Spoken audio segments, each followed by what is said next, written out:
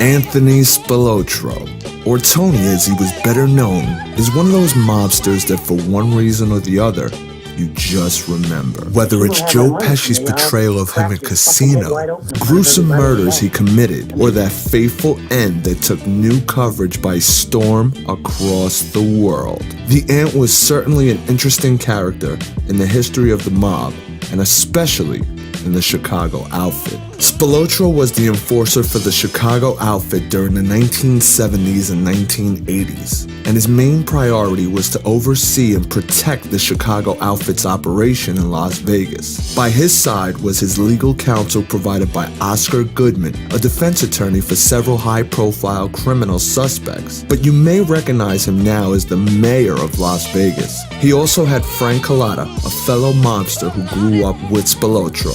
In his time in Las Vegas, Spilotro was responsible for several murders, but what made his murders different to most other mobsters was the style of them. He wouldn't just shoot his targets, he would torture them. Now, we've all heard of the Eminem murders of 1962, right? Where Billy McCarthy and James Miraglia killed 3 people and burglarized their homes that were located in the protected Chicago outfit territory.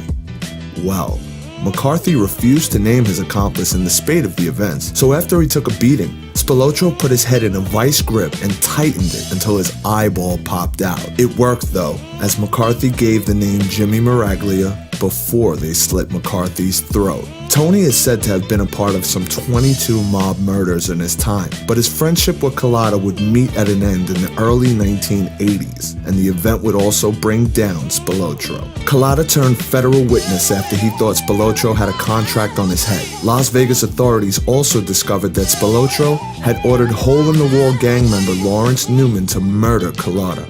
This is where Spilotro's downfall came, as Collada supplied the information on the Eminem murders and other incidents that would relate back to the Ant. It was only a few years later that Spilotro would go out in true mob style himself, along with brother Michael Spilotro. According to Nicholas Calabrese, a former mob hitman that testified in the Operation Family Secrets trial, the brothers were told that they were being promoted in the mob. Tony Spilotro was to become capo, and his brother Michael was to become a made member. They were driven to a mob home in Bensenville, Illinois, and were beaten to death in the basement. They were later transported to the cornfields in Enos, Indiana. Tony was 48 years old, and it was some 26 years later after the death that James Marcello, a Chicago outfit frontman, was sentenced to life in prison for the Spilotro murders.